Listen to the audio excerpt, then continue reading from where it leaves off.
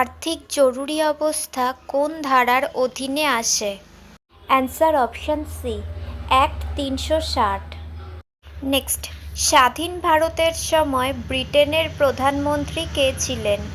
Answer option A, Clement Richard Attlee.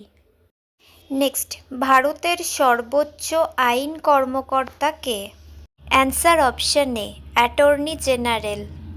Next, ভারতের সংবিধান ভারতকে কিভাবে বর্ণনা করে? অ্যান্সার অপশন বি, রাজ্যগুলির একটি ইউনিয়ন।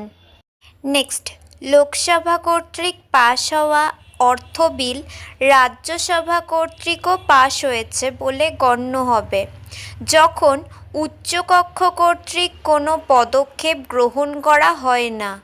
অ্যান্সার অপশন বি, 14 দিন।